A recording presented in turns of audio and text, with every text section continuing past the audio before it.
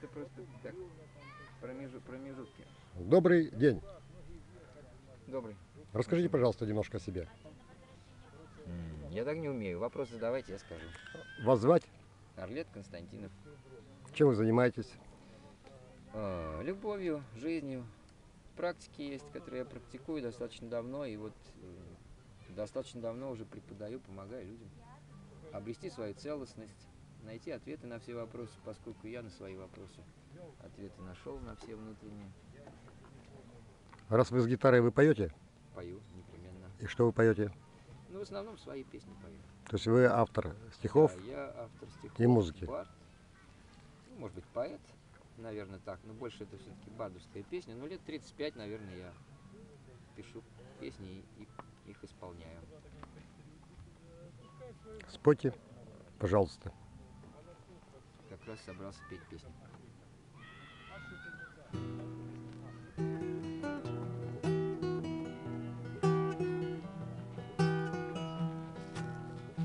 Придумывал странные сказки о далеких, нездешних мирах, рисовал небеса в небесах, чудотворные смешивал краски, сочинял он пристранные сказки.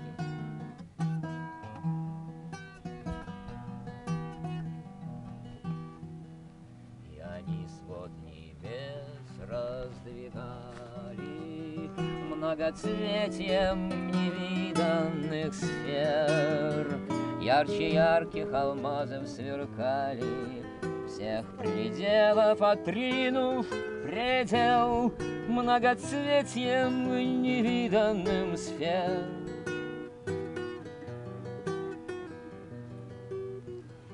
А потом созерцал в упоении, как плетутся для бездн кружева, чтобы выразить это в словах, в ритмах танцев своих, в их движении, как плетутся для бездны кружева.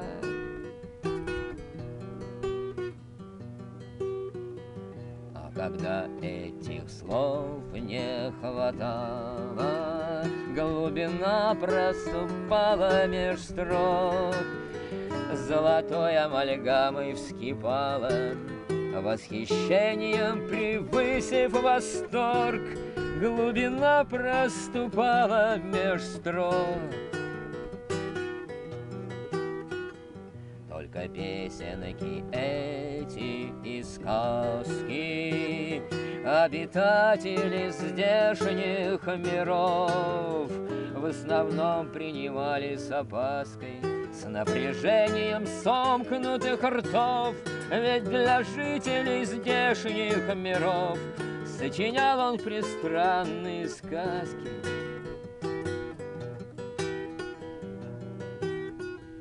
Он придумывал странные сказки о далеких нездешних мирах, воздвигал небеса в небесах, чудотворные смешивал краски. Он придумывал странные сказки.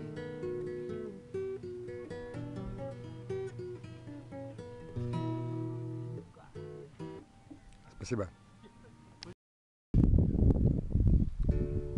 Следующая песня. Следующая песня называется «Легкой рукой прикоснусь к мирозданию». Это у меня есть цикл, у меня есть разные циклы. Вот этот цикл Майтреи и Будды, наверное, относится песня.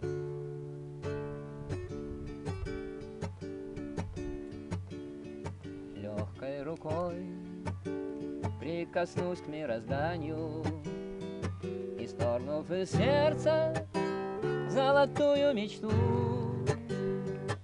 памятью звездной к вершинам сознания крылья расправив, Альп снова плыву, мать земля, горит мечта моя, мать земля,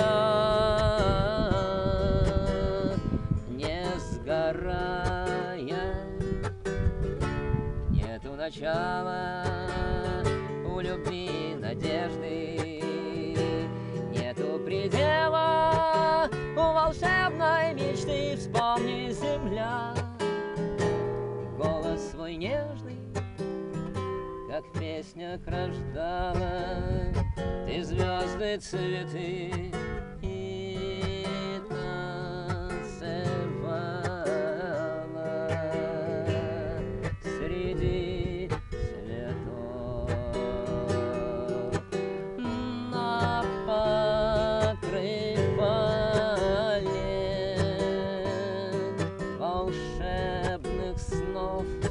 Снова припомни все то, что забыто, свяжи воедино жемчужную нить дивных миров, доселе сокрытых, чтоб смог тем мирам человек восходить в сердце с небом соединить. Новый светлый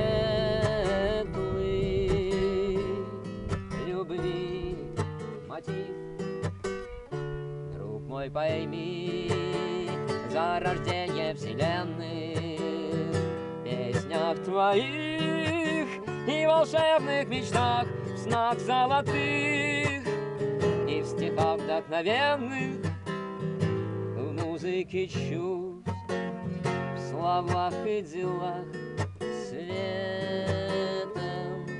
наполни все дни свои. В небе бездонном звездой гори, легкой рукой прикоснусь к мирозданию, наполнив любовью золотую мечту, памятью звездной к вершинам сознания, крылья расправив, опять уплыву, мать земля, горит звезда моя, мать земля, не сгорая.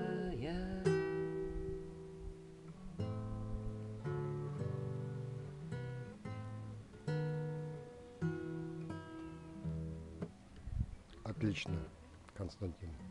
Спасибо. На здоровье. Константин, помимо того, что вы автор, Арлет Константинов. Арлет Константинов, Константинов. то есть имя Арлет, Да, а фамилия? Константинов. Ну, это мое вот в таком пространстве выступления, это мое имя и моя фамилия. Арлет Константинов. Константинов. Скажите, пожалуйста, помимо бардовского исполнения, то, что вы автор песен и исполнитель своих песен, чем вы еще занимаетесь? Я занимаюсь духовными различными практиками. И на своем духовном пути, который, значительную часть которого я уже прошел, вот, я разработал методики определенные, практикую больше 25 лет цигун, и поэтому у меня есть вот различные цигуны, ци, энергия, гун, работа с ней. То есть у меня есть различные цигуны, которые помогают человеку повысить энергетический уровень, открыть каналы, поднять уровень своей осознанности и вообще всю свою энергию сделать в свой реальный доступ ввести. Вот. Ну и у меня мной созданная система самосовершенствования, называется «Звезды Майтреи Слави». Она синтетическая, она собрана из разных методик, которые я в течение своей жизни использовал, но нанизана на мое ноу-хау. То есть это мои какие-то внутренние откровения. Ось — это связь с макровселенными. И то, что является моими откровениями, ноу-хау. Я подключаю людей к звездам и планетам макровселенной, по отношению к которым наша маленькая, элементарная частица, маленькая точечка. маленькая песчинка по краю божественного мироздания. Спасибо. На здоровье. Да. Мое намерение, как проводника Майтреи Будды, коим я себя ощущаю, совершить очень важную вещь. Я соединяю Запад и Восток. Я соединяю славянские традиции и восточные. То есть я освоил метод рейки, метод цигуны в даоско-буддийской традиции и приношу это на славянскую российскую почву, соединяю с родовыми программами.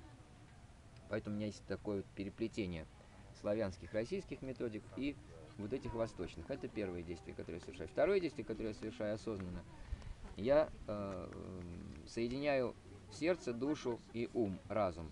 Потому что, по мнениям некоторых практиков, существует единый Бог, Бог Абсолют,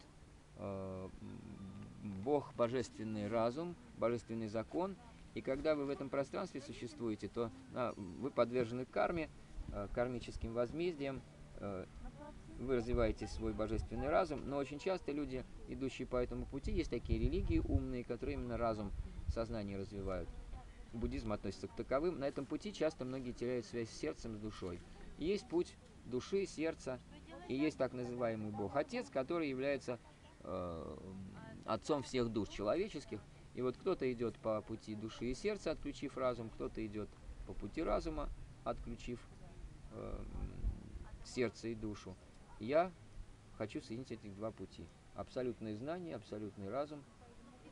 И все это, используя этот каркас как каркас энергетически, наполнить эту сферу божественной любовью. То есть, все-таки я даю предпочтение сердцу и душе, интуиции, это самый главный источник, но тем не менее разумное объяснение твоего интуитивного прозрения очень важно. И в идеале это абсолютное знание, абсолютный канал яснознания, когда сердце и любовь соединяются с абсолютным знанием. Вот это, на мой взгляд, самое правильное действие. Ну и в связи с этим я также проповедник и сам в своей жизни стараюсь это осуществить. Я сторонник парного просветления. Я считаю, что сейчас времена на Земле и в России в особенности такие, что время индивидуального просветления немножко отошло в прошлое, и сейчас для России актуально парное просветление, когда женщина и мужчина, Бог и богиня, подключившись к небу, к земле, ко всем уровням духовного расширения сознания, ко всем уровням своих высших возможностей, реализуют на земле божественную идею возвращения на землю райского пространства. Они живут в раю, они воспитывают в гармонии, в ладу и в согласии детей своих, соединившись с родовым каналом. И вот это позволит на землю и в Россию, и на землю вернуть рай, потому что земля — это райское место, но в силу определенных причин мы немножко и место попортили, и себя исказили, и связи с своими внутренними обстояниями божественными и внешними утратили, либо ослабили. Вот моя задача — восстановить все эти связи, соединившись с моей женщиной, с моей прекрасной половинкой, целинкой, с богиней, вот создать пространство райского взаимодействия в мире, пригласить сюда на воплощение божественных детей, мощных предков, красивых, гармоничных, из высшего, пригласить их из Ирия, то есть тех предков, души которых там звездами сияют, то есть это просветленные существа, которые здесь в этом мире сразу изменят пространство.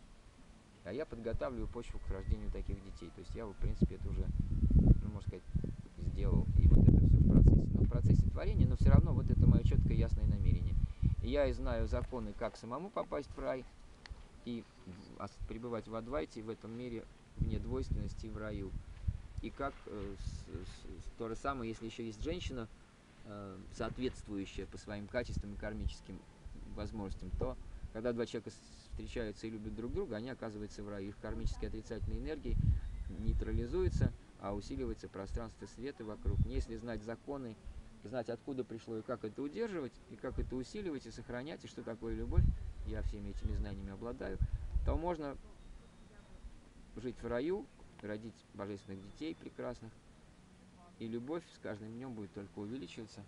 И это все приведет к тому, что когда появится таких пар много, достаточно много, но вот закон есть синергии, то есть если таких человек будет или пар хотя бы несколько сотен, несколько тысяч, это очень мощное воздействие на всю страну, на всю планету, и будет ускоренное просветление. Потому что вот это парное творческое взаимодействие, на мой взгляд, самое главное. И у меня есть все методики, у меня есть методика соединения сексуальной энергии со всеми другими энергиями, вплетение ее в творческое и сердечное пространство, и методики объяснения необходимости этого соединения. Потому что в человеке свято все. И сексуальные взаимодействия, и все уровни взаимодействия. Человек абсолютно святое, божественное существо, абсолютно совершенное. Человеку не нужно совершенствоваться, не нужно восстановить свое прежнее совершенное состояние. Вспомнить, что он на самом деле изначально глаз Бога, глаз Вселенной, единое божественное существо, прекрасное и совершенное, как и мир. Потому что Вселенная и мир – это абсолют в разверстке. Бог создал абсолютное, избыточно абсолютное произведение, то есть все мироздание избыточно абсолютное в каждой своей точке. Каждая точка является бездной энергии, бездной новых вселенных, и она множится и редуплицируется, повторяет само себя и само себя усиливает. И это бесконечность во всех направлениях, и во времени, и в прошлом, и в будущем, и в уменьшении, и увеличении. И поэтому, а человек, что такое человек? Человек – это глаз Вселенной. То есть человек – это то, на что он смотрит. Он смотрит на совершенное пространство, и он внутри отражение, это как бы Вселенная в миниатюре или изнанка Вселенной. Как я могу быть несовершенным, если я отражение всех божественных законов, и я есть продолжение этой Вселенной? Я Вселенная, смотрящая на саму себя. Я Творец, смотрящий на самого себя. Как я могу быть несовершенным? Я абсолютно совершенен. Я и есть Творец, я и есть его произведение. А в Сына даже человек вкладывает самое лучшее в произведение. Поэтому во мне заложено еще столько всего нераскрытого. Поэтому я считаю, что нам надо не совершенствоваться, а вернуть свое прежнее свое совершенное состояние. И в этом состоянии что делать Богу и паре? Праздновать свое божественное существование. Любить, жить душой. Творить в разных других вселенных, творить новые пространства, новые миры. Человеку, который находится здесь, соединился в себе с Богом, дана возможность, одновременно находясь здесь, никуда не улетая, не отрываясь с земли, на тонких планах, продолжать сотворчество мироздания с Творцом, с Богом, творить вселенные в других воплощениях, в других временах. И это счастье на самом деле, быть в единении со всем мирозданием, держать все эти планы и соединиться с Творцом в этом действии.